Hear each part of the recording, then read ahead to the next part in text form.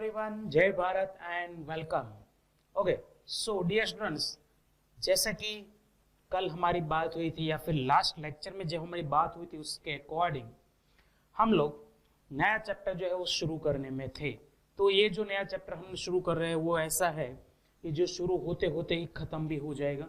So it is a very small chapter here, that is introduction to 3D geometry, जहाँ पर हम 3 dimensional जब geometry की बात करते हैं, क्योंकि रियल वर्ल्ड में हम देखें तो कोई भी चीज एक्चुअली 2 डायमेंशन में नहीं होती, वो 3 डायमेंशन में होती है। तो अब अगर हमें 3 डायमेंशन में डील करनी है तो सबसे पहले उसका जियोमेट्री कैसे काम करता है वो हमें समझना पड़ेगा। जैसे हम 9th और 10th स्टैंडर्ड में 2 डायमेंशनल जियोमेट्री के ऊपर स्टडी कर रहे थे।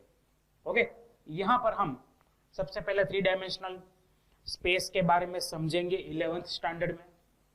उसके बाद जब 12th स्टैंडर्ड में आएंगे तब हम वेक्टर की और उसके बाद उसी में 3D जियोमेट्री जो है वहां पर हम स्पेस में लाइन हो तब और स्पेस में एक फ्लैट प्लेन हो तब उसमें कैसे कैसे इक्वेशंस बनता है, कैसे कैलकुलेशंस करते हैं, उन सब की हम डील करेंगे।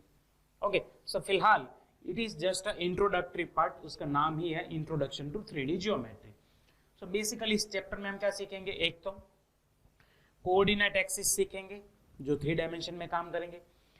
3 डायमेंशनल स्पेस में किसी पॉइंट के कोऑर्डिनेट कैसे निकाले जाते हैं, किसी 2 पॉइंट के बीच का डिस्टेंस कैसे निकाला जाता है, ये सारी चीजों के बारे में हम डिस्कशन करेंगे। उसके बाद अगर 3 डायमेंशनल स्पेस में कोई एक ट्राइंगल है, पैरेललोग्राम है, तो उसमें कैसे कैसे कैलकुलेशंस की जाती है उसके ऊपर हम डिस्कशन करने वाले हैं। Alright, so let us start without wasting our time. The very first topic is coordinate axis and the planes in 3 dimensional space. तो यहाँ पर हम कोऑर्डिनेट एक्सिस की बात करें, सबसे पहले ना मैंने यहाँ पर आपको इल्यूस्ट्रेट करने की ट्राई तो की, बट आई थिंक कि आप लोग क्या कीजिए, एक बॉक्स ले लीजिए। अब वो क्यूब हो तो भी चलेगा, क्यूबॉइड हो तो भी चलेगा।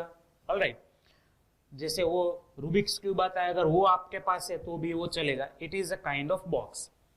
उस बॉक्स में या फिर आप अपने घर का रूम भी एज्यूम कर सकते हो।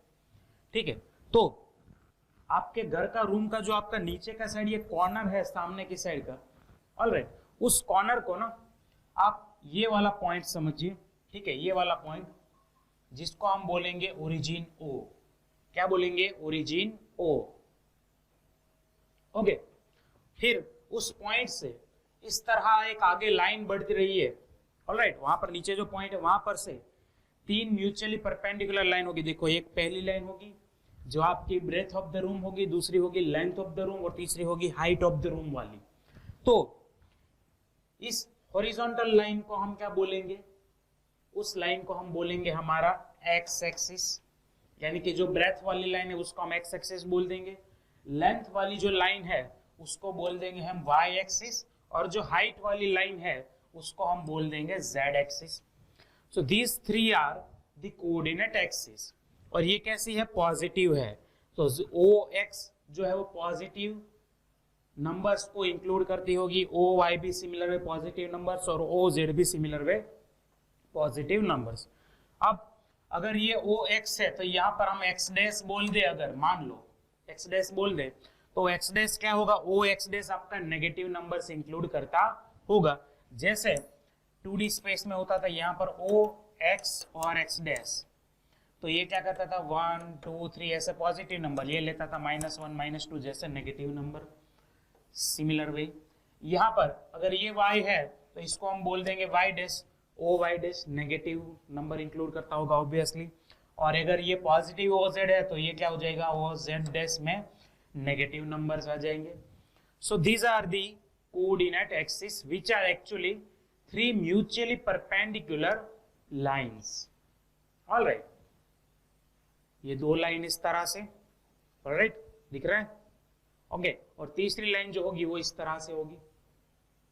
तो you can see that actually these 3 lines are mutually perpendicular, and these mutually perpendicular lines we call as coordinate axis. Got it? अब जो आपका फ्लोर है, ठीक है, जो आपका फ्लोर, ऑलराइट, वहां पर ये जो प्लेन बन रहा है, क्या प्लेन बन रहा है समझना, आपका जो प्लेन बन रहा है ये वाला नीचे का पॉजिटिव एक्स एक्सिस और पॉजिटिव वाई एक्सिस वाला, या फिर एक्स एक्सिस को और वाई एक्सिस को इंक्लूड करता हुआ ये जो आपका फ्लोर है उसको हम क्या बोलते हैं, एक्स वाई प्लेन बोलते हैं। ठीक है, ये एक्स एक्सिस ये वाई एक्सिस, तो नीचे उनको दोनों को कंटेन करता हुआ जो फ्लोर है हमारा वो क्या होगा, हमारा एक्स वाई प्लेन होगा। उसी तरह वाई एक्सिस और जेड एक्सिस वाली जो सामने की दीवार है आपकी उसको क्या बोलेंगे हम, वाई जेड प्लेन। उसको क्या बोलेंगे, कोऑर्डिनेट प्लेन वाई जेड, क्योंकि उसमें वाई एक्सिस और जेड एक्सिस का मिला जुला काम है। एंड सिमिलर वे ये सामने की जो आपकी दीवार है जहां पर एक्स एक्सिस और जेड एक्सिस को इंक्लूड किया जाता है उसको क्या बोल देंगे हम, एक्स जेड प्लेन बोल देंगे। Okay, so this 3 are the coordinate axis and the remaining 3 what I have said like floor, ये वाली सामने की दीवार, ये वाली फ्रंट वाली दीवार, ये क्या बोलते हैं, हमारे कोऑर्डिनेट प्लेन्स होते हैं। ओके, तो कोऑर्डिनेट एक्सिस होती है X axis, Y axis and Z axis, and coordinate planes होते हैं X Y plane, Y Z plane and Z X plane. Agree? Okay, चलिए अब इसमें से थोड़ा आगे जाते हैं कि हम किसी पॉइंट के कोऑर्डिनेट के बारे में अगर सोचे तो वहां तक हम कैसे पहुंच सकते हैं, यानी कि पॉइंट के कोऑर्डिनेट हमें किस तरह से मिलेंगे। तो मान लो वंस अगेन ये आपका ओरिजिन है, ये आपका एक्स एक्सिस है, ये आपका वाई एक्सिस है और ये आपका जेड एक्सिस है।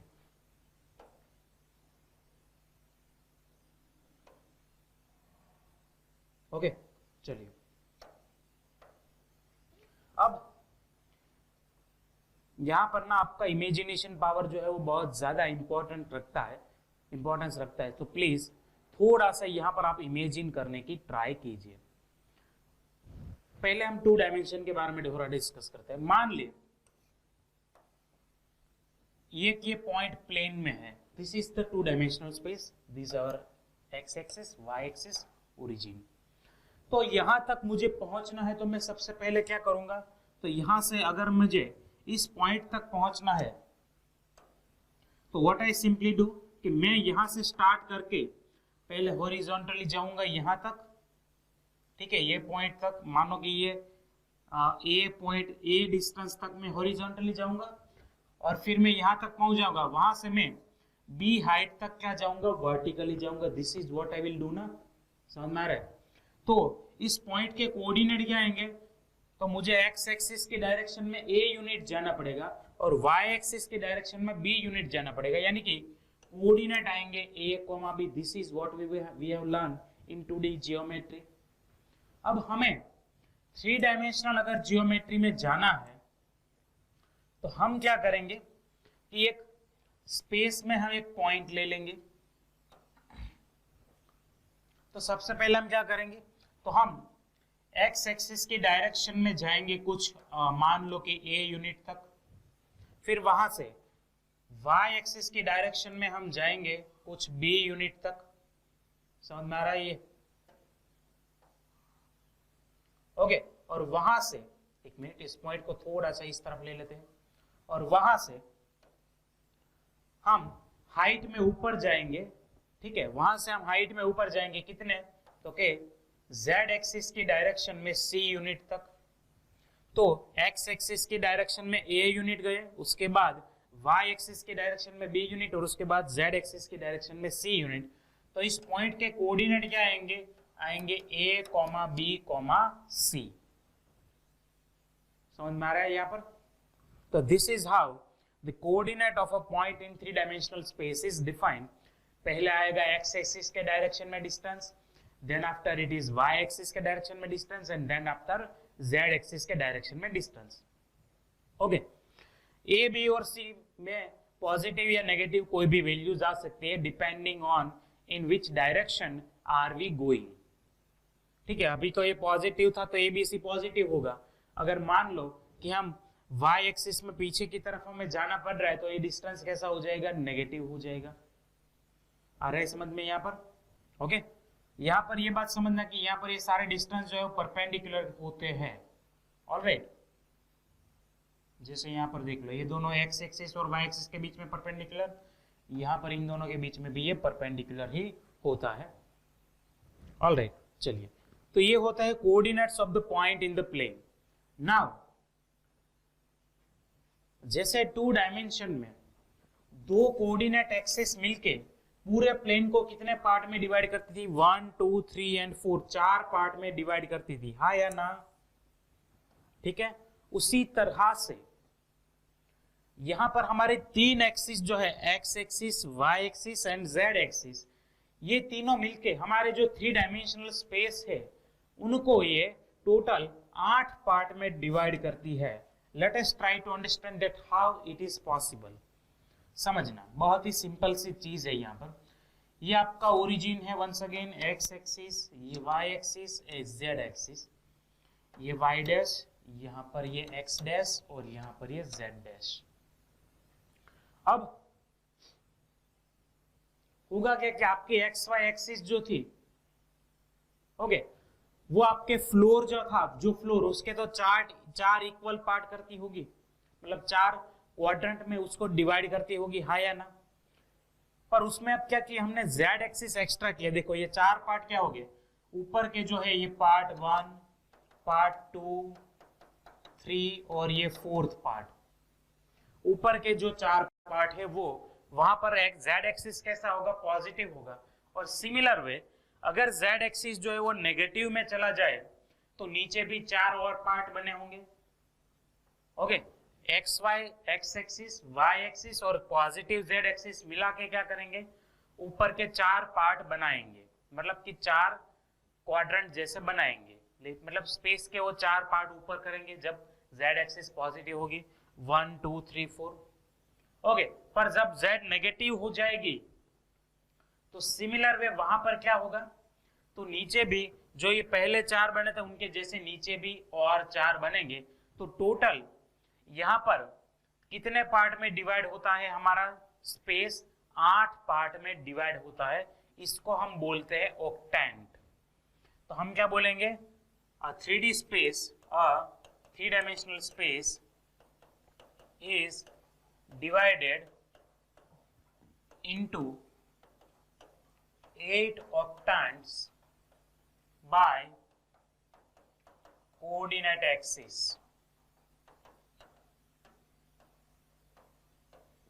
कोऑर्डिनेट एक्सिस उनका 8 ऑक्टेंट में डिवीजन करती है। ठीक है, समझना। अब ये ऑक्टेंट में जैसे हमारे क्वाड्रेंट में पॉइंट के पॉजिटिव और नेगेटिव कंफर्म हमें कोऑर्डिनेट्स मिलते थे, उसी तरह ऑक्टेंट में भी हम कंफर्म बोल पाएंगे कि कौन से पॉजिटिव है कौन से नेगेटिव है। किस तरह से समझेंगे, देखो ये 4 क्वाड्रेंट है, चारों में जेड एक्सिस पॉजिटिव रहेगा और एक्स और वाई एक्सिस जो है वो नॉर्मल हम 4 क्वाड्रेंट में जैसे 2D में लेते थे वैसे ही लेने हैं। यानी कि देखो यहाँ पर X coordinate, Y coordinate, Z coordinate. ठीक है, ऊपर होंगे हमारे ऑक्टेंट,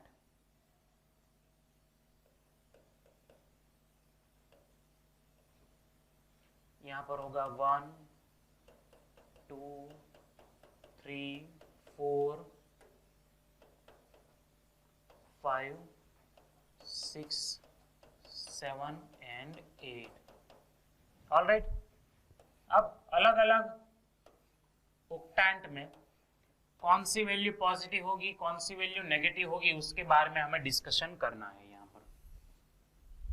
ऑलराइट, चलिए तो देखते हैं यहाँ पर क्या होगा। देखो पहले 4 ऑक्टेंट में जैसे मैंने बताया कि जेड एक्सिस आपका क्या रहेगा, पॉजिटिव रहेगा। तो पहले 4 में पॉजिटिव साइन होगा और बाकी के 4 में होगा नेगेटिव साइन। ओके, और यहाँ पर क्या करना है, एक्स और वाई के केस में बस आपको नॉर्मल जो 4 क्वाड्रेंट में साइन कन्वेंशन हम यूज करते थे, साइन स्कीम यूज करते थे, वही यूज करनी है। जैसे पहला क्वाड्रेंट एक एक्स और वाई दोनों पॉजिटिव होते हैं, दूसरे क्वाड्रेंट में एक्स नेगेटिव होता है लेकिन वाई पॉजिटिव होता है, तीसरे क्वाड्रेंट में तीनों के तीनों दोनों नेगेटिव होते हैं, और चौथे में एक्स पॉजिटिव होता है जबकि वाई होता है नेगेटिव। तो ये आपके ऑक्टेंट आ गए पहले चार। सिमिलर वे दूसरे चार लिखने के लिए क्या करना है, इसी ऑर्डर को फॉलो करना है, लेकिन z क्या बन गया है, अब नेगेटिव बन गया है। तो दूसरे के लिए यहाँ पर सिंपल फिर से पहले दोनों पॉजिटिव, फिर x नेगेटिव y पॉजिटिव, दोनों negative, x positive y negative. Okay, तो this is the sign scheme of finding the octant. Okay, अब यहाँ पर इसको याद कैसे रखना है वो भी मैंने आपको साथ में सिखाया कि सबसे पहले क्या करना है, पहले चार में z पॉजिटिव, बाकी के चार में z नेगेटिव। उसके बाद तो जो टू डायमेंशनल में साइन स्कीम यूज करते थे plus plus minus plus negative negative और प्लस माइनस वाला, वो स्कीम दो बार रिपीट कर देना है। ओके, तो these are your particular octant number, क्योंकि आपको क्वेश्चन पूछा जाएगा कि भाई ये पॉइंट जो है ये कौन से ऑक्टेंट में है, तो अगर ये साइन स्कीम आपको याद होगा तो भी आपको ऑक्टेंट जो है वो पता चलेगा, पर्टिकुलर नंबर वाला। ये बात समझ में आ रही है? ओके, सो क्या सीखा अब तक हमने कि कोऑर्डिनेट ऑफ द पॉइंट क्या मतलब किस तरह से दिखाते हैं कोऑर्डिनेट ऑफ द पॉइंट को, और उसके बाद ऑक्टेंट किस तरह से बनते हैं। ऊपर के चार को पहले चार नंबर देंगे और उसके बाद 1 के नीचे चालू करके दूसरे चार नंबर 5 6 7 8, और अलग अलग ऑक्टेंट में एक्स वाई और जेड कोऑर्डिनेट कौन कौन प्लस और माइनस होता है वो भी यहाँ पर हमें पता चल चुका है। ऑलराइट, तो इसके ऊपर से क्वेश्चन जो है वो स्टार्ट करते हैं। यहाँ पर सबसे पहले बहुत ही सिंपल सा एक क्वेश्चन है कि a point is on the X axis, what are the Y coordinate and Z coordinate. तो बहुत ही सिंपल सी चीज है ना भाई, अगर कि कोई पॉइंट जो है वो एक्स एक्सिस के ऊपर लाई कर रहा है तो obviously it will have y and z coordinate 0. There is no any doubt, right? So simply y coordinate भी 0 होगा, z coordinate भी होगा 0. Okay, next question देखते हैं। Point is on the xz plane. अब point जो है वो कहाँ पर है, xz plane में है। तो what can we say about its y coordinate? तो देखो ये हमारा x एक्सिस है, y एक्सिस है और ये हमारा z एक्सिस है, हाइट। तो अगर उस तरह साइन स्कीम को हम दिखा दें, x y z o, अब हमारा पॉइंट जो है इस xz प्लेन में लाई कर रहा है, तो हम क्या बोल सकते हैं कंफर्म, क्या हम बोल सकते हैं कि इस पॉइंट का x कोऑर्डिनेट कुछ ना कुछ होगा, समझ में आ रहा है, z कोऑर्डिनेट भी कुछ ना कुछ होगा, लेकिन y कोऑर्डिनेट कैसा होगा, ऑब्वियसली 0 होगा। यानी कि y कोऑर्डिनेट के ऊपर कमेंट क्या कर सकता है कि it's y coordinate must be 0 only. Okay, वो 0 के अलावा कुछ भी नहीं हो सकता क्योंकि वो बाहर नहीं आया है, y एक्सिस के डायरेक्शन में बाहर वो नहीं आ सकता, it is lying in the xz plane. Got it? आपकी सामने की दीवार जो xz प्लेन थी वहां पर आप कोई पॉइंट ले लो तो उसका x कोऑर्डिनेट और y z कोऑर्डिनेट आएगा, लेकिन वो उस दीवार से बाहर नहीं है तो उसके y एक्सिस के डायरेक्शन में डिस्टेंस कितना हो जाएगा, 0 होगा। So that is why y coordinate is 0। Okay, आगे बढ़ते हैं नेक्स्ट क्वेश्चन में। यहाँ पर क्या है, ऑक्टेंट इस पॉइंट के कौन कौन से है वो हमें पता लगाने हैं। ठीक है, पॉइंट हमारे पास है, वो कौन सा ऑक्टेंट में है वो पता लगाना है। तो ऑक्टेंट के लिए क्या करना पड़ेगा आपको, ये वाला जो चीज है साइन स्कीम वाला वो आपको पता रहना चाहिए। ओके, चलिए देखते हैं यहाँ पर। तो पहला पॉइंट जो है देखो ये 1 2 3 यानी कि तीनों के तीनों पॉजिटिव है, तीनों कोऑर्डिनेट अगर पॉजिटिव हो तो वो फर्स्ट ऑक्टेंट होगा, यानी कि यहाँ पर सिंपली लिख देंगे फर्स्ट ऑक्टेंट। फिर देखो x पॉजिटिव y नेगेटिव और z positive, x positive y negative और z पॉजिटिव यानी कि फोर्थ ऑक्टेंट हुआ। आ रहे समझ में? यहाँ पर आएगा 4th ऑक्टेंट। उसके बाद x पॉजिटिव, y और z दोनों नेगेटिव, x पॉजिटिव, y और z दोनों नेगेटिव, पॉजिटिव और बाकी दोनों नेगेटिव, मतलब ये कौन सा नंबर हुआ? नंबर 8।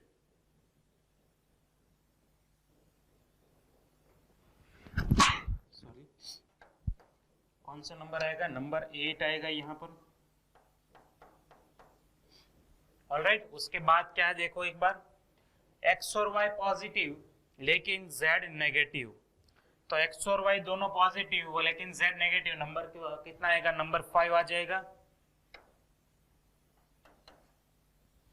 ओके, फिर यहाँ पर x नेगेटिव, y पॉजिटिव और z negative, x negative, y positive और z भी नेगेटिव, माइनस प्लस माइनस यानी कि नंबर आएगा 6।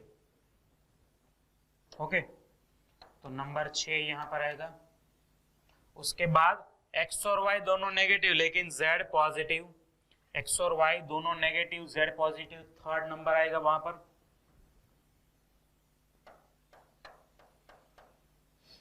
ऑलराइट, सो मतलब इस टाइप के क्वेश्चन आपको सिंपली शॉर्ट क्वेश्चन में कभी पूछा जा सकता है, उससे ज्यादा कहीं पर भी आपको नहीं पूछा जाएगा। Get it? Okay, so this is how we will solve the question. आपको क्या करना है, बस पीछे साइंस टीम एक बार नोट कर लो, तो वहां से देख के फटाफट आप पता लगा सकते हो। आगे बढ़ते हैं नेक्स्ट क्वेश्चन में। नेक्स्ट क्वेश्चन क्या है? फिल इन द ब्लैंक्स है। हमारा पहला क्वेश्चन है कि x axis and y axis taken together determine a plane known as. अगर हम x एक्सिस और y एक्सिस को अगर साथ में ले ले, x और y एक्सिस को अगर हम साथ में ले ले, तो हम कौन सा प्लेन डिटरमाइन कर पाएंगे? प्लेन होगा हमारा XY प्लेन, हाँ या ना? कौन सा प्लेन होगा? XY प्लेन होगा। ओके, उसके बाद the coordinate of the point lying in the XY plane are in the form of. XY plane में अगर कोई पॉइंट लाई कर रहा है तो उस पॉइंट के कोऑर्डिनेट किस तरह के होंगे, कौन से फॉर्म में होंगे? तो हम क्या नहीं बोल सकते कि भाई अगर पॉइंट XY प्लेन में लाई कर रहा है तो x एक्सिस के साथ ये कुछ डिस्टेंस होगा a, वहां से y एक्सिस के साथ कुछ डिस्टेंस होगा b, यानी कि इसके पॉइंट का फॉर्मेट होगा a, b। पॉइंट की हाइट बिल्कुल नहीं होगी, यानी कि हाइट का कोऑर्डिनेट आएगा 0, यानी कि फॉर्म ऑफ द कोऑर्डिनेट क्या आएंगे? a, b, 0 आएंगे। ओके, एंड लास्ट क्वेश्चन इसमें, coordinate plane divides the space into how many octants? Obviously अभी हमने पढ़ा 8 ऑक्टेंट में डिवाइड होता है स्पेस हमारा। कोऑर्डिनेट एक्सिस जो है x एक्सिस, y और z एक्सिस, वो स्पेस को 8 ऑक्टेंट में डिवाइड करते हैं। We all know that. Okay, चलिए आगे बढ़ते हैं। नेक्स्ट है हमारा डिस्टेंस बिटवीन 2 पॉइंट्स।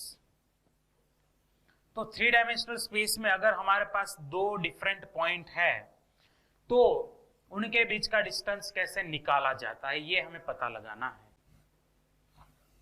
ठीक है, 2 डायमेंशन वाला फॉर्मूला तो हम जानते हैं कि अगर x1 y1 और x2 y2 2D स्पेस के 2 पॉइंट है तो उनका डिस्टेंस होता है √ x1 माइनस x2 का whole square plus y1 minus y2 का होल स्क्वायर, हाँ या ना?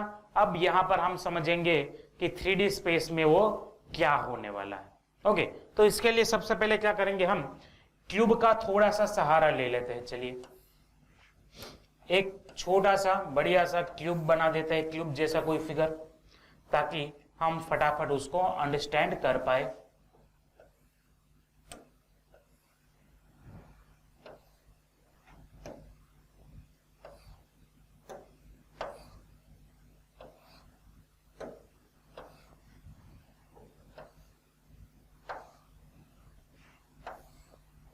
चलिए ये क्यूब दिख रहा है आपको? ओके, चलिए अब यहां पर मान लेते हैं ये हमारा पहला पॉइंट है P पॉइंट, जिसके कोऑर्डिनेट्स है x1, y1 एंड z1, और एक दूसरा पॉइंट है मान लेते हैं यहां पर कहीं पर Q पॉइंट, जो है x2, y2 और z2। दोनों के बीच का डायरेक्ट डिस्टेंस, यानी कि आप समझ रहे हैं ना कि एक पॉइंट जो है क्यूब के इस कॉर्नर पर है, ये वाला नीचे वाला कॉर्नर आपके रूम का, और दूसरा पॉइंट जो है वो सामने अपोजिट साइड ऊपर का कॉर्नर है, वहां पर है। ओके, इनके बीच का डायरेक्ट डिस्टेंस फाइंड करना है, यानी कि हमें ये डायगोनल का क्या करना है, लेंथ फाइंड करना है। अंडरस्टैंडिंग क्लियर हो रही है? हमें क्या करना है, डायगोनल का लेंथ फाइंड आउट करना है। ओके, या फिर अभी ऐसा नहीं समझना है तो एक काम करो, पहले इसको बहुत ही सिंपल फॉर्म में ले लेते हैं, उसके बाद इसमें आगे हम डिस्कशन डिटेल में कर लेंगे। तो मान लो ये आपके पॉइंट O है 0 0 0 और आपका ये पॉइंट P है कुछ ना कुछ A B और C। तो यहां पर ये अगर आपका x एक्सिस है, ठीक है, तो ये लेंथ कितना होगा, A होगा, ये वाला होगा B और हाइट होगा C। ओके, क्यूब में क्या होगा, A x एक्सिस के डायरेक्शन में होगा, length of the side, B होगा y एक्सिस के डायरेक्शन में लेंथ ऑफ द साइड, और तीसरा होगा C z एक्सिस के डायरेक्शन में हाइट ऑफ द क्यूब। चलिए अब देखते हैं यहां पर, तो O और P के बीच का डिस्टेंस निकालना है, तो हमें ये डायगोनल जो है उसकी लेंथ फाइंड आउट करनी है। वेल, डायगोनल की लेंथ फाइंड आउट करने के लिए हम क्या करेंगे कि यहां पर ये पॉइंट अगर मान लो कि Q पॉइंट है, तो PQ और OQ, तो PQ और OQ अगर आप देखो तो O यहां पर है, Q वहां पर नीचे होगा ये प्लेन में, तो OQ और PQ एक दूसरे से क्या हो गए, म्यूचुअली परपेंडिकुलर होंगे। तो यहां पर ये दोनों जो है ये क्या है, म्यूचुअली परपेंडिकुलर है। ऑलराइट, उनका हमें पाइथागोरस का थ्योरम यहां पर यूज करते हैं। अब देखो, ये अगर C है तो PQ का लेंथ भी कितना होगा, C होगा। नोट करो, PQ का लेंथ होगा C। OQ का लेंथ हमें निकालना है, तो OQ एक्चुअली क्या है, ये तो इस प्लेन का डायगोनल है ना, वो क्या है, इस फ्लैट सरफेस का डायगोनल है, जिसमें x एक्सिस के डायरेक्शन में डिस्टेंस है a यूनिट, y एक्सिस के डायरेक्शन में डिस्टेंस है b यूनिट। यानी कि ये a और b, इसमें अगर हम पाइथागोरस का रूल अप्लाई करें तो देखो, ये वाला a, ये वाला b, यहां पर भी होगा b, तो ये a और b है, तो ये डायगोनल कितना होगा, square root of a square plus b square होगा या नहीं होगा। तो यानी कि ये वाला हो जाएगा square root of a square plus b square, और ये वाला हो जाएगा c। ऑलराइट, तो अब देखो हमारे पास जो ट्राइंगल बन रहा है वो क्या बन रहा है, कुछ ऐसा ट्राइंगल बन रहा है हमारे पास। यहां पर O है, यह वाला P है, यहां पर ये Q है। ये हमें C हाइट से हाइट इक्वल होता है तो पता चल गया। उसके बाद ये जो OQ है वो हमें कितना मिला, अंडर रूट में a square plus b square मिला। तो पाइथागोरस रूल के अकॉर्डिंग हाइपोटेनस कितना होता है, पहली साइड का स्क्वायर प्लस दूसरी साइड का स्क्वायर, जो दोनों राइट एंगल बनाती है, यानी कि इसका square a square plus b square plus दूसरी साइड का स्क्वायर यानी कि प्लस c स्क्वायर, इसका स्क्वायर रूट निकाल दो, ये आपका होता है OP। Getting it? तो क्या मैं इसको ऐसे लिख सकता हूं, a माइनस 0 का स्क्वायर, b माइनस 0 का स्क्वायर एंड c माइनस 0 का स्क्वायर, उनका सम करके टोटल स्क्वायर रूट ले लेना है। तो यहां पर हमें ओरिजिन और किसी पॉइंट P के डिस्टेंस का अगर एक फॉर्मूला मिल रहा है, तो ओरिजिन के जगह मान लो x1 y1 z1 है, यहां पर है x2 y2 z2, तो फॉर्मूला क्या बनेगा आपका, x1 माइनस x2 का whole square plus y1 minus y2 का whole square plus z1 minus z2 का होल स्क्वायर। तो अब मैं इसकी जगह पर डिस्टेंस बिटवीन 2 पॉइंट बोल देता हूं, distance between P point x1 y1 z1 and Q point x2 y2 z2 is defined as PQ, जिसको हम क्या लिखेंगे, x1 माइनस x2 का whole square plus y1 minus y2 का whole square plus z1 minus z2 का whole square. Okay, 2 dimensional में इतना था, 3 डायमेंशनल में क्या हो गया, z1 माइनस z2 का स्क्वायर यहां पर एक्स्ट्रा ऐड हो चुका है as the extra dimension is added.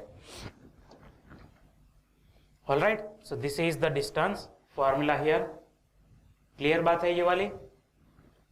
Okay, चलिए अब आगे बढ़ते हैं। Distance of a point from the coordinate plane, मतलब हमारे पास ये हमारा कोऑर्डिनेट सिस्टम है,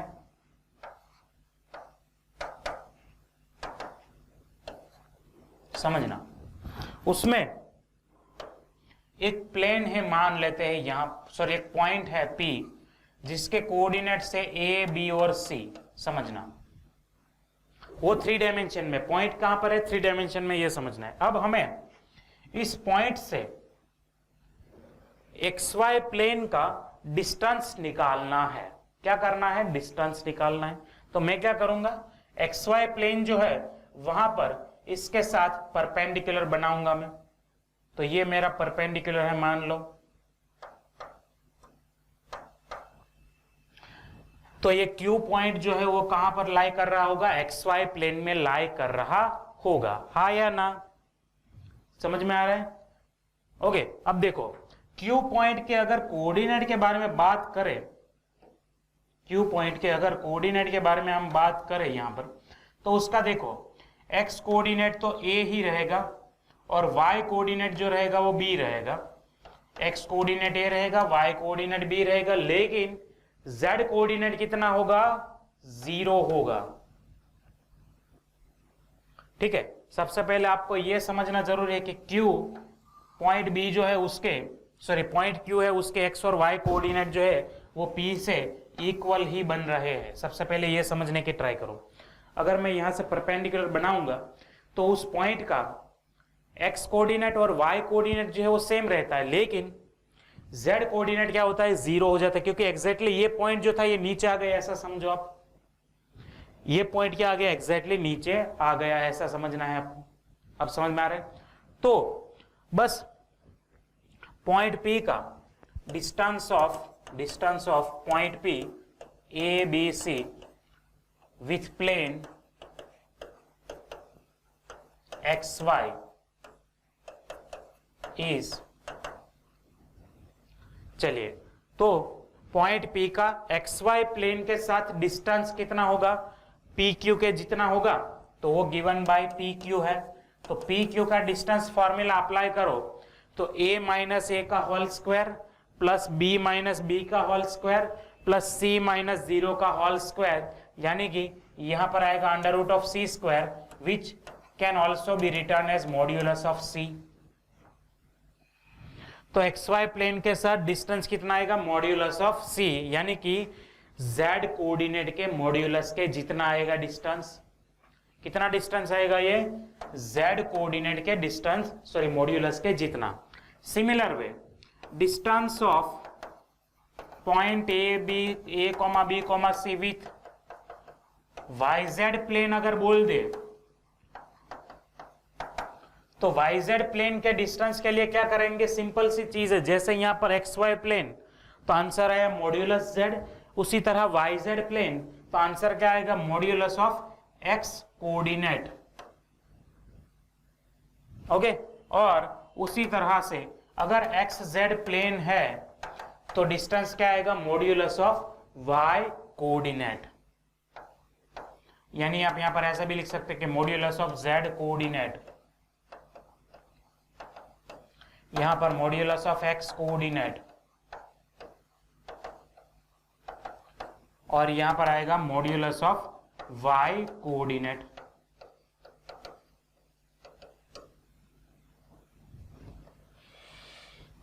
समझ में आया यहां पर? ओके, चलिए अब जैसे प्लेन के साथ डिस्टेंस निकाला, मान लो कि हमें कोऑर्डिनेट एक्सिस के साथ अगर डिस्टेंस निकालना है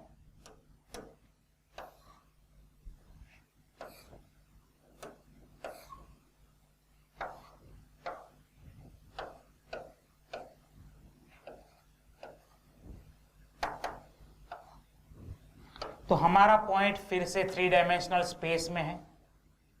उसका हमें क्या करना है, तो कोऑर्डिनेट जो एक्सिस है उनके साथ डिस्टेंस निकालना है। ये पॉइंट के कोऑर्डिनेट है a, b, c। अब मुझे इसको समझने के लिए क्या समझो, देखो ये मान लो मेरा जो फिंगर है ये तुम्हारा एक्स एक्सिस है, मेरा पॉइंट इस टिप के ऊपर है, ठीक है। तो मुझे परपेंडिकुलर डिस्टेंस निकालना है, तो इस तरह से बनेगा, वो तो दिख रहा है सबको, ओके। तो अल्टीमेटली मुझे क्या करना होगा, ये वाला डिस्टेंस जो है पेन का, ये जो लेंथ है वो मुझे फाइंड आउट करना है, ठीक है। इसका कोऑर्डिनेट है ABC। तो मैं क्या सोचूंगा, थोड़ा सा यहां पर दिखने में अलग करते हैं कुछ।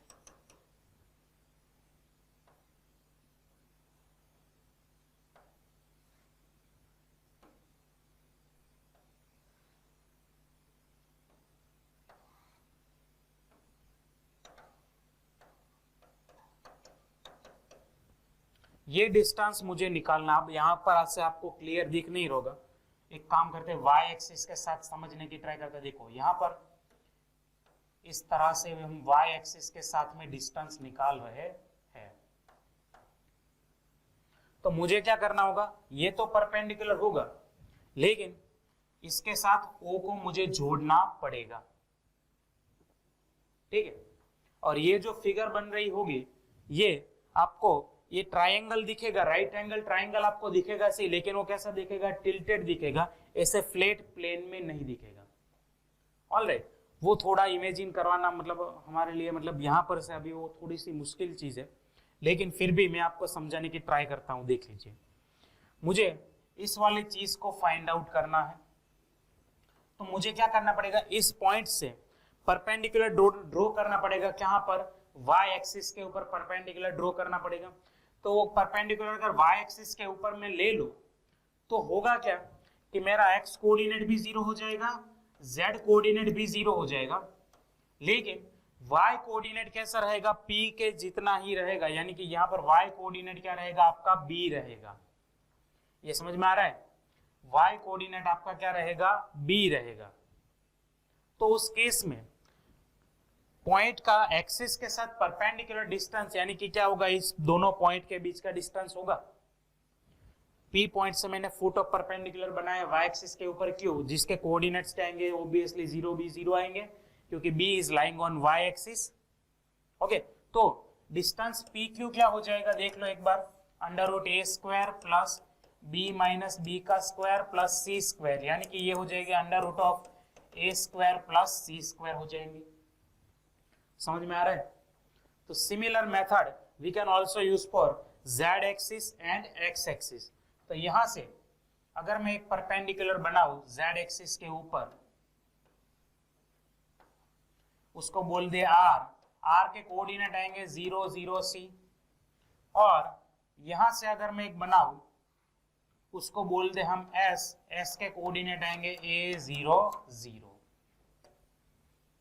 ओके। एक्सिस के साथ डिस्टेंस यानी p क्या q के साथ डिस्टेंस, s के साथ डिस्टेंस और r के साथ डिस्टेंस। तो हम यहां पर लिख सकते हैं कि distance of point p with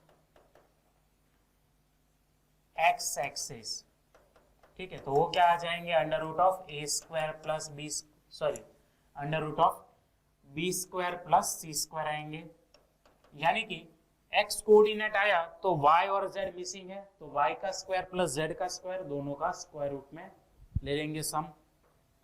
distance of point p with y axis अगर करेंगे तो वहां पर क्या आएगा, under root of a square plus C square. y का काम है तो a और c मिसिंग है ना, x कोऑर्डिनेट और y z कोऑर्डिनेट मिसिंग है, उसका यूज हुआ। और distance of point with z axis वो आएगा under root of A square plus B square. और डिस्टेंस विद द ओरिजिन तो अभी हमने पता लगाया है डिस्टेंस वाले फॉर्मूला में कि डिस्टेंस विद द ओरिजिन क्या आता है, under root of A square plus B square plus C square, वो भी नोट कर लेते हैं। Distance of point P with origin, तो वो क्या होता है, under root of A square plus B square plus C square. चलिए क्लियर है ये चीज, ओके, तो डिस्टेंस बिटवीन 2 पॉइंट मिला, उसके बाद हमें distance between point and the plane मिला, उसके बाद distance between point and the coordinate axis है, और लास्ट में है image of the point in the coordinate plane. तो प्लेन मान लो कि हमारा एक मिरर है, एक्स वाई प्लेन है या वाईजेड प्लेन है या जेड एक्स प्लेन है, ये अगर मान लो हमारा मिरर जैसा बिहेव करता है तो हमारे पॉइंट के इमेज हमें क्या मिलेंगे ये पता लगाना है। देखो यहां पर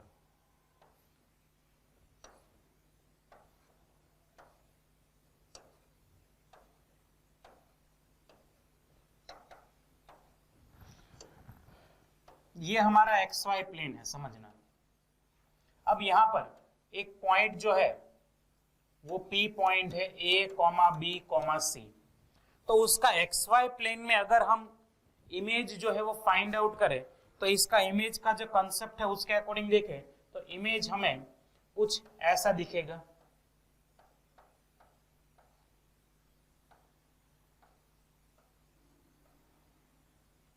ठीक है,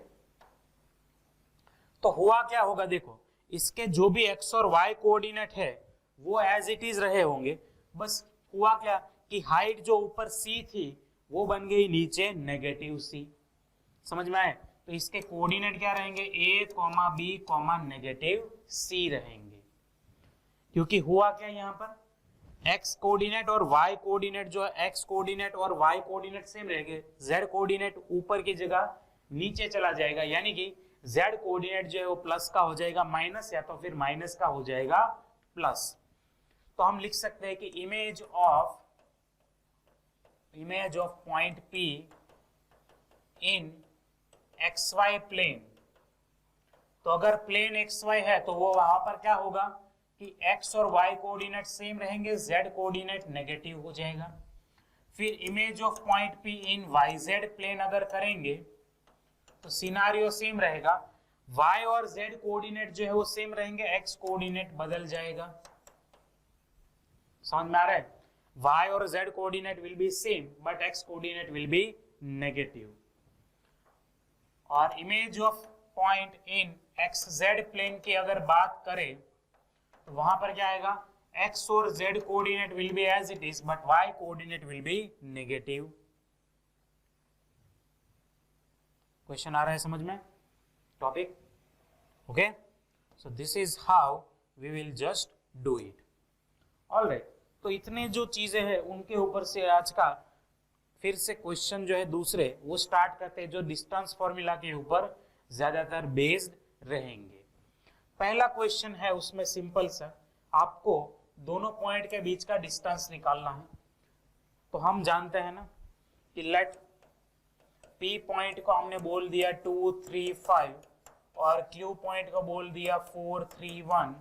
तो डिस्टेंस PQ क्या होता है, अंडर रूट में x1 माइनस x2 का whole square plus y1 minus y2 का whole square plus z1 minus z2 का होल स्क्वायर, ये होता है। सब्स्टिट्यूशन बस कर लेना है, दूसरा कुछ नया नहीं है इसमें। चलिए, तो ये आएगा 2 माइनस 4 का होल स्क्वायर, 3 माइनस 3 का होल स्क्वायर और 5 माइनस 1 का होल स्क्वायर। माइनस 2 का स्क्वायर आएगा 4, 0 का स्क्वायर 0 और 4 का स्क्वायर 16। फाइनल आंसर है अंडर रूट ऑफ 20। 20 का स्क्वायर रूट आएगा 2 under root of 5 unit. Okay, simple. Next question, मतलब आप डिस्टेंस के ऊपर इसके जो क्वेश्चन है वो बाकी रहे कुछ 2-3 क्वेश्चन, वो आप कर सकते हो खुद से। फॉर्मूला बस अप्लाई करना है, दूसरा कुछ नया है नहीं उसमें। ओके, उसके बाद क्या है, show that this points are collinear. तो 3 पॉइंट अगर कोलिनियर है तो क्या होगा, हम ये तो जानते हैं ना कि तीनों पॉइंट अगर कोलिनियर है तो किसी दो डिस्टेंस का जो सम होता है इक्वल टू होगा थर्ड डिस्टेंस के। तो हम सिंपली क्या करेंगे, डिस्टेंस AB, BC और AC फाइंड आउट कर लेंगे और ऑब्जर्व करके बताएंगे कि किसका दोनों का सम तीसरे के इक्वल हो रहा है। So let them name A, B and C respectively. Let A is minus 2, 3, 5, B point is 1, 2, 3 and C point is 7, O minus 1. AB का डिस्टेंस निकाला जाएगा यहाँ पर सबसे पहले। चलिए तो यहाँ पर क्या आएगा, -2 - 1 का होल स्क्वायर, 3 - 2 का होल स्क्वायर एंड 5 - 3 का whole square.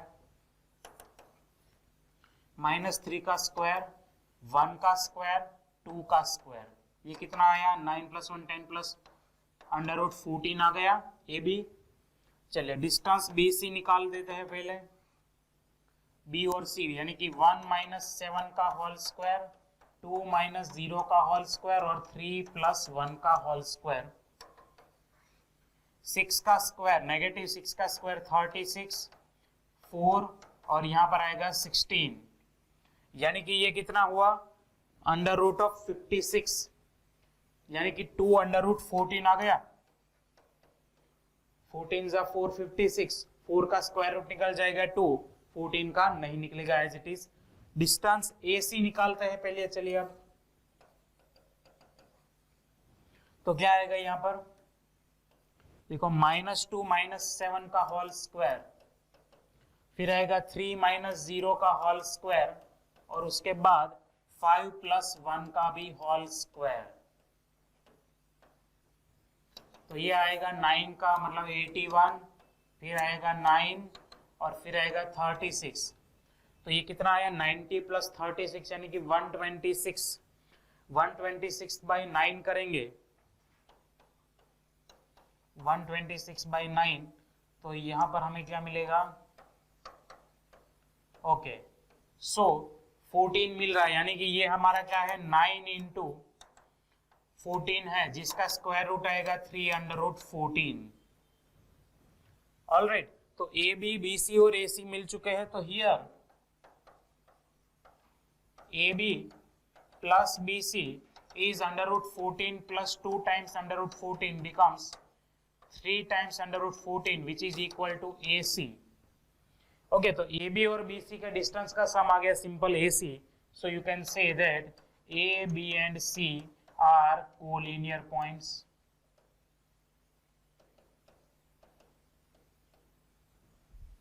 Isn't it? 10th में भी ऐसा क्वेश्चन आता था, वहां पर 2 डायमेंशनल था, यहाँ पर 3 डायमेंशन में है, दूसरा कुछ नया नहीं है। ओके चलिए आगे बढ़ते हैं नेक्स्ट क्वेश्चन में।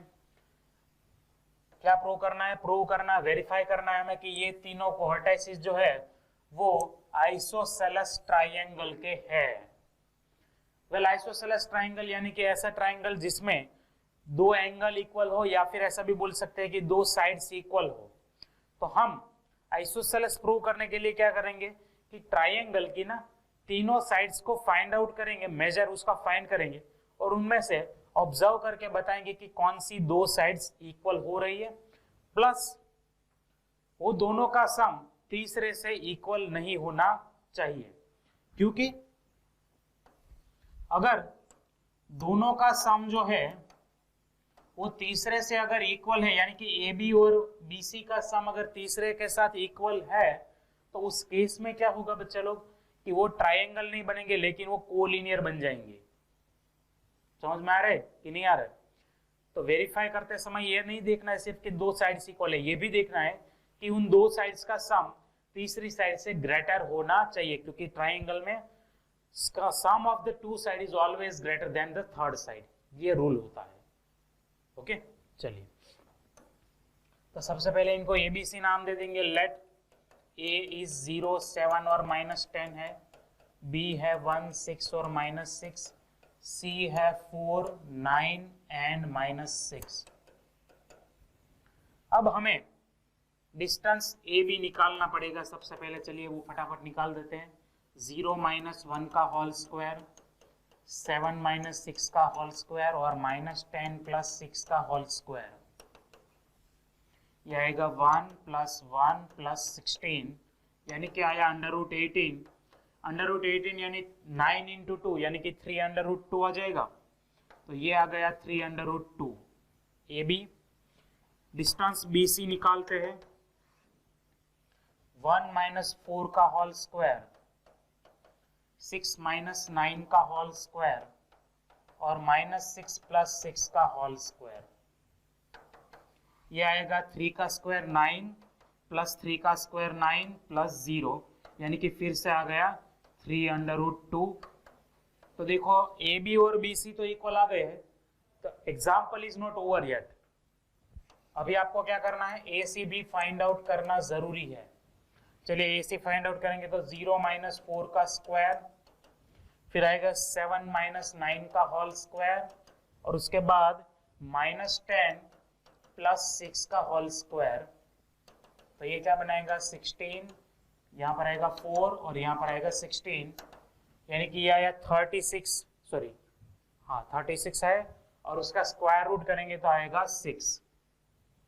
तो बस अब देखो यहां पर क्या हुआ, हियर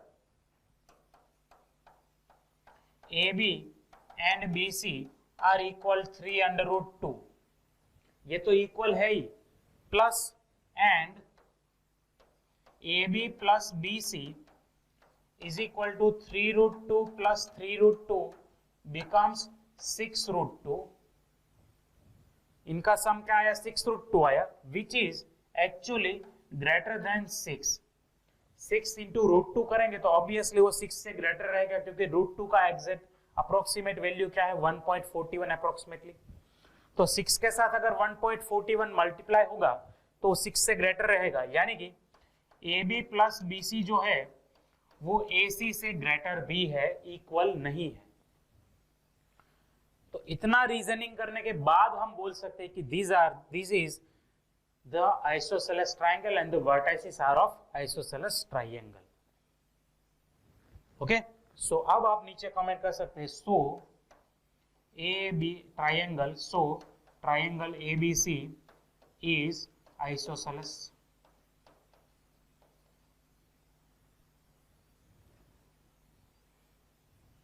ऑलराइट, समझ में आ रहा है क्या बताना चाह रहा था यहाँ पर, कि अगर ये आपका आइसोसेलेस ट्राइंगल है तो होगा क्या कि इनका दोनों का सम इस थर्ड साइड से क्या होगा, ग्रेटर होना चाहिए। यही ट्राइंगल का कंडीशन है, कोई भी दो साइड का सम तीसरे से ग्रेटर ही रहता है, this is the rule.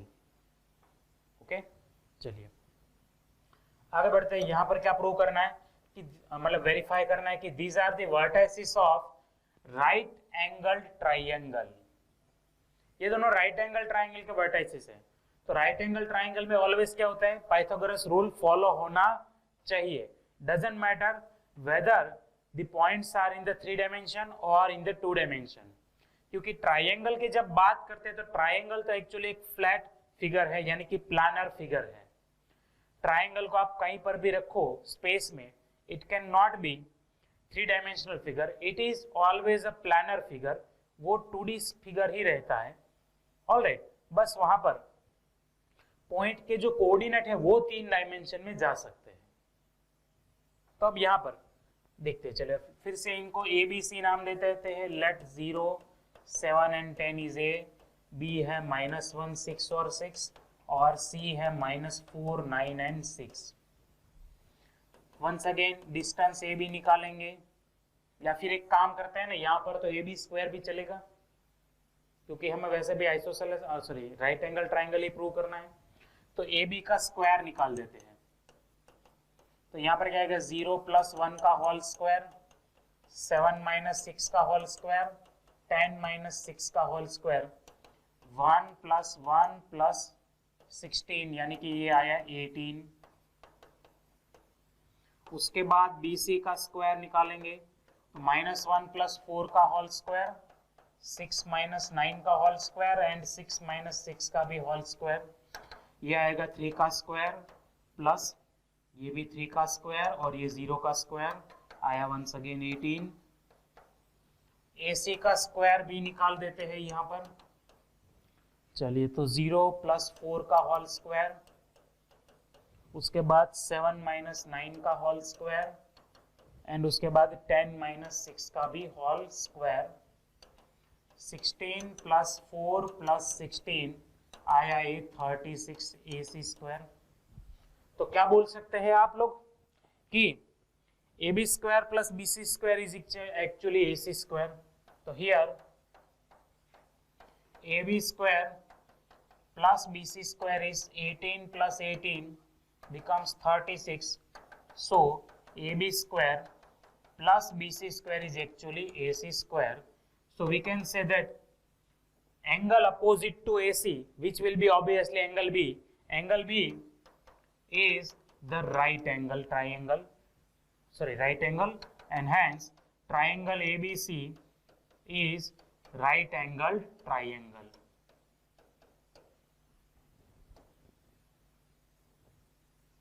Okay, clear बात है यहाँ पर। चलिए आगे बढ़ते हैं थोड़ा सा। अब यहाँ पर क्या प्रूव करना है कि ये वर्टाइसिस जो है पैरेललोग्राम के होने चाहिए भाई।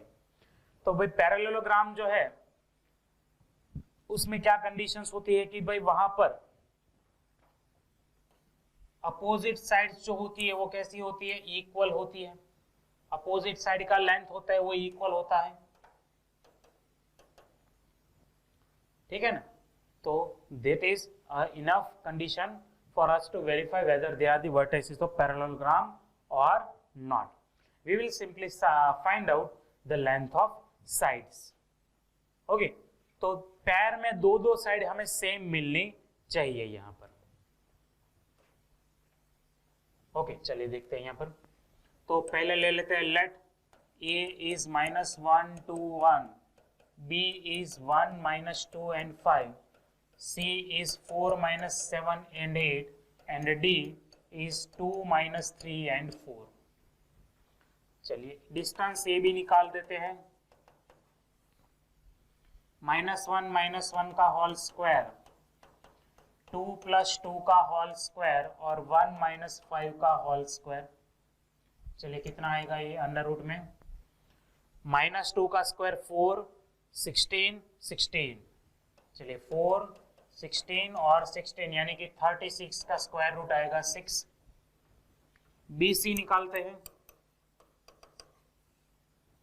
चलो 1 - 4 का होल स्क्वायर, -2 + 7 का होल स्क्वायर, 5 - 8 का भी होल स्क्वायर यानी कि अंडर रूट में -3 का स्क्वायर 9, 5 का स्क्वायर 25 और 3 का स्क्वायर 9, यानी कि 18 + 25 कितना होता है स्क्वायर रूट में 43।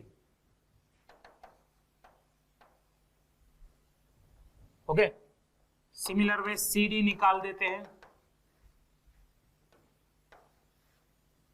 चलिए 4 - 2 का होल स्क्वायर प्लस -7 + 3 का होल स्क्वायर और 8 - 4 का भी होल स्क्वायर, कितना आएगा ये 2 का स्क्वायर 4, 7 3 4, डिफरेंस आएगा 4 यानी कि स्क्वायर आएगा 16 और यहाँ पर भी 16 वंस अगेन आएगा 6।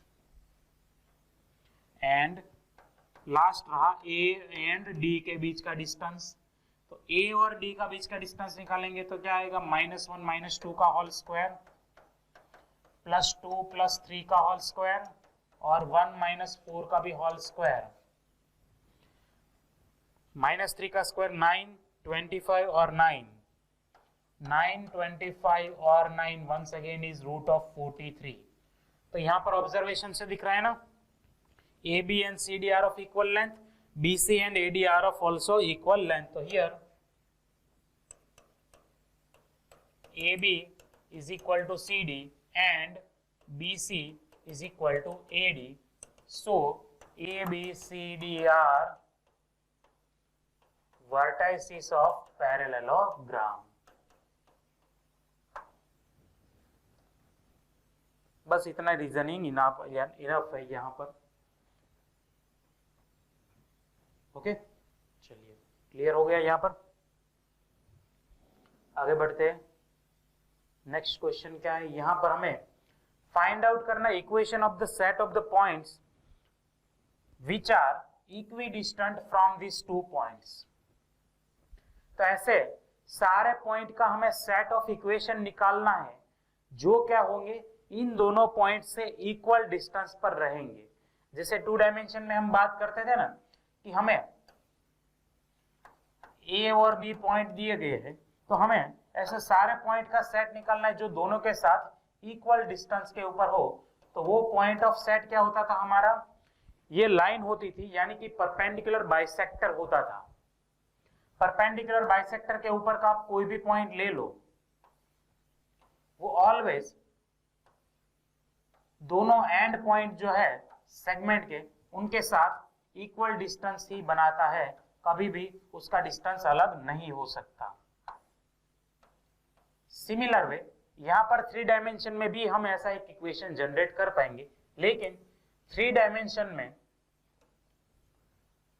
जो परपेंडिकुलर बाइसेक्टर होगा उसका इक्वेशन क्या आएगा, एक प्लेन का इक्वेशन आएगा instead of a lines equation. क्योंकि यहां पर प्लेन जो होगा, जैसे आप देख सकते हो कि ये मेरा हाथ, ये जो मेरा पाम है, अगर ये प्लेन है फ्लैट, तो मेरा सेगमेंट जो है ए बी, उनसे यहां पर मैं कोई भी पॉइंट ले लो, कहीं पर भी, ऊपर नीचे कहीं पर भी, तो हर एक पॉइंट जो है वो होगा इक्वल डिस्टेंस के ऊपर। तो मुझे जो इक्वेशन मिलने वाला है यहाँ पर क्या होगा, वो परपेंडिकुलर बाइसेक्टर प्लेन का इक्वेशन होगा। ओके, प्लेन के फर्दर इक्वेशंस के बारे में हम 12th में स्टडी करेंगे, अभी बस मैं आपको बता रहा हूं कि प्लेन का इक्वेशन हमें मिलने वाला है। So let's try it. Let P of x, y, z be the point which is equidistant from point A जो है हमारा 1 2 3 and point B जो है हमारा 3 2 and -1। मान लेते हैं P पॉइंट इन दोनों से इक्वल डिस्टेंस पर है, इक्वल डिस्टेंस पर, यानी कि PA और PB इक्वल होगा, यानी कि PA का स्क्वायर और PB का स्क्वायर भी क्या होगा, इक्वल होगा। चलो PA का स्क्वायर लगा लेते हैं, तो यहाँ पर क्या आएगा, x - 1 का होल स्क्वायर, y - 2 का होल स्क्वायर, z - 3 का होल स्क्वायर। ये PA का स्क्वायर आ गया। PB का स्क्वायर लगा लेंगे तो यहाँ पर आएगा x - 3 का होल स्क्वायर, y - 2 का होल स्क्वायर एंड z + 1 का भी होल स्क्वायर। एक्सपांड करने पर x² - 2x + 1 + y² - 4y + 4 + z² - 6z + 9 equal to यहाँ पर x² - 6x + 9 y² - 4y + 4 z² + 2z + 1। क्या क्या कैंसिल हो सकता है, देखो पहले x² होगा, y² भी होगा, z² भी होगा। ओके, 1 भी कैंसिल हो रहा है, 4 भी कैंसिल हो रहा है, 9 भी कैंसिल हो रहा है। ओके, और एक -4y जो है वो भी यहां पर कैंसिल हो रहा है। बाकी जो टर्म्स बचे उनको एक साथ इकट्ठा कर दे अगर, तो देखो यहां पर -2x है और -6z है लेफ्ट साइड पर, राइट साइड पर है -6x और +2z। राइट साइड पर क्या है, -6x +2z है। इन दोनों को लेफ्ट साइड ले आने पर 6x यहाँ पर पॉजिटिव होगा, यानी कि 6x - 2x आएगा, और 2z यहाँ पर नेगेटिव होगा, मतलब -2z - 6z = 0।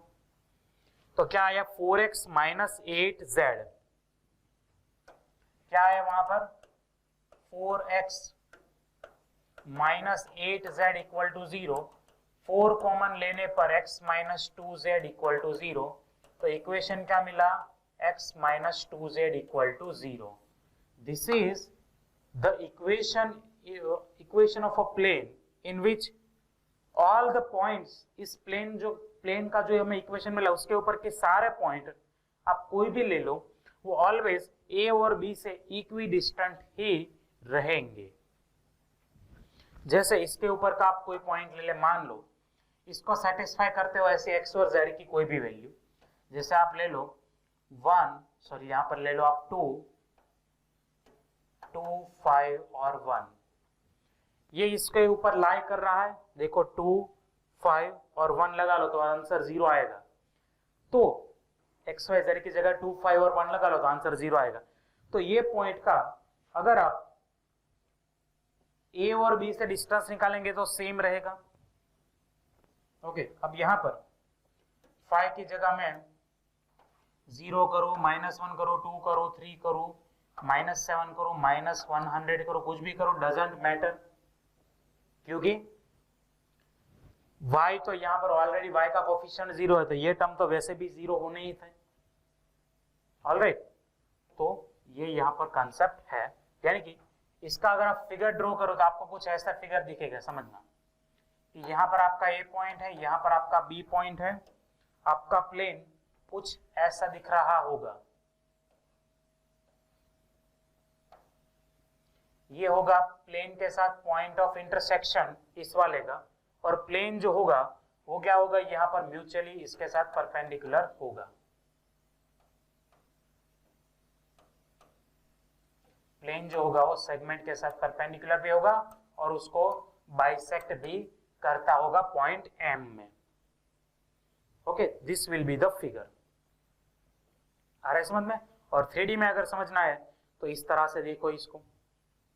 ओके, ये आपका सेगमेंट होगा, ये आपका प्लेन है, यहाँ पर होगा आपका मिड पॉइंट, ये आपका सेगमेंट के दो इक्वल पार्ट हुए एट द राइट एंगल।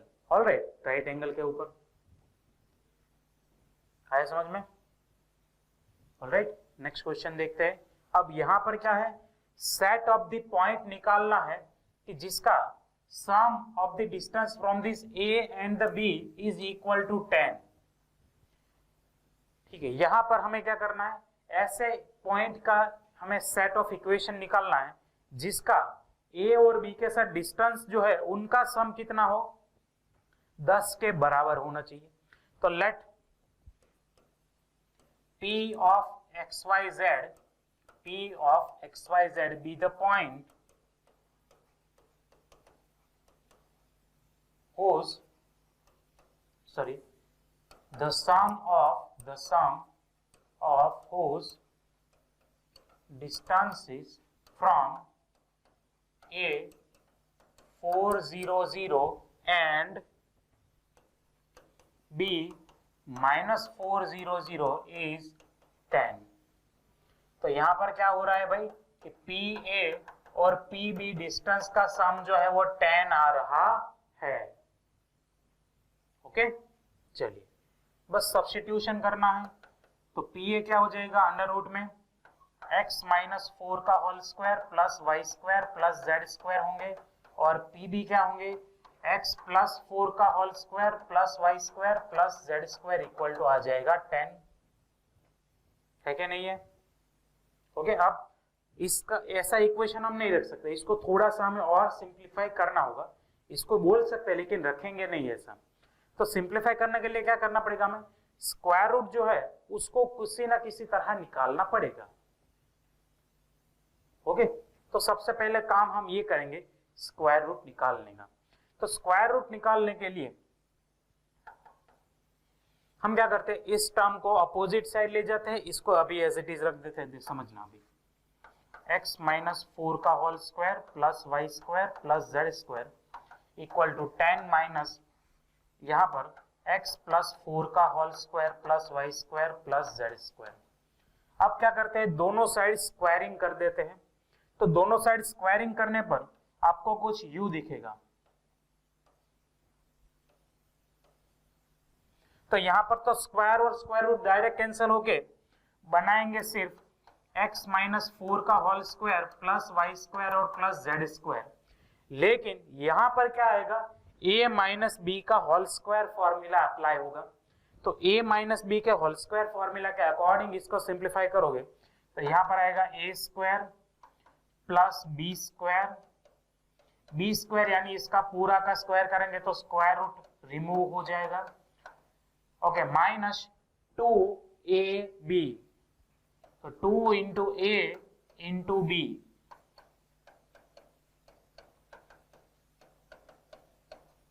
समझ में आई बात? ओके, अब देखो यहां पर हुआ क्या कि ये वाई स्क्वायर और जेड स्क्वायर दोनों साइड से कैंसिल हो जाएंगे। इसको भी एक्सपांड करेंगे तो उसमें से भी कैंसलेशन होगा। तो एक काम करते हैं, नेक्स्ट स्टेप में इसको एक्सपांड करके देखते हैं आगे। तो देखो यहाँ पर था x - 4 का होल स्क्वायर होगा, यानी कि होगा x² - 8x + 16 सामने की साइड था 100 प्लस x प्लस 4 का होल स्क्वायर यानी कि x square plus 8x plus 16 minus 2 into 10 यानी कि 20 अंडर रूट में x प्लस 4 का whole square plus y square plus z square. You can see x square will be cancelled, 16 will also be cancelled. ये 8x इस side चला जाएगा तो बनाएगा क्या माइनस 16x. ये 100 भी अगर लेफ्ट साइड चला जाए तो माइनस 100 इक्वल टू आएगा नेगेटिव 20 अंडर रूट में x प्लस 4 का whole square plus y square plus z square. Agree? अब क्या हम दोनों साइड से नेगेटिव 4 कैंसिल कर सकते हैं? यहां से नेगेटिव 4 कॉमन निकाल दो तो बचेगा क्या 4x प्लस 25 बचेगा. यहां से नेगेटिव 5 बाहर ले लो तो अंदर क्या बचेगा? इसका बचेगा, सॉरी नेगेटिव 4 लिया तो 5 बचेगा और अंडर रूट में बचेगा x प्लस 4 का whole square plus y square plus z square. Negative 4 और नेगेटिव 4 कैंसिल. अभी स्क्वायर रूट निकालने के लिए फिर से क्या करेंगे, दोनों साइड स्क्वायरिंग कर देते हैं. तो यहाँ पर ये सिंगल टर्म है तो इसका स्क्वायर रूट डायरेक्ट निकल जाएगा. यहाँ पर a प्लस बी का स्क्वायर एप्लीकेबल होगा. ठीक है, तो यहाँ पर स्क्वायर लगाया, यहाँ पर भी लगाया स्क्वायर. इसका एक्सपांशन क्या होगा देख लो, 16x square. Okay, 25 is 4, 100 into 2 यानी कि 200x और 625 इक्वल टू यहाँ पर आएगा 25 और इसका स्क्वायर रूट भी निकल जाएगा यानी कि x square plus 8x plus 16 plus y square plus z square. Okay, चलिए अब दोनों साइड अब कुछ कॉमन नहीं है, कैंसिल नहीं हो सकता तो सिंपल क्या करते हैं, 25 को अंदर मल्टीप्लाई कर देते हैं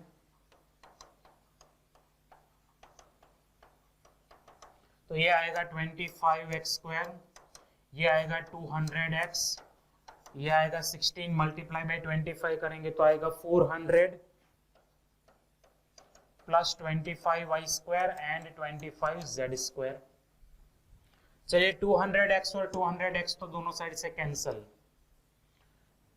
25x स्क्वायर में से 16x स्क्वायर सब्ट्रैक्ट होंगे तो यहां पर बनेंगे 9x square plus 25y square plus 25z square और 400 में से 625 सब्ट्रैक्ट होंगे तो वो बचेंगे वहां पर negative 225 equal to 0.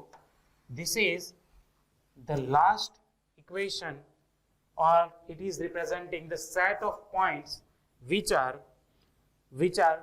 such that distance from A and B उसका sum always होता है 10.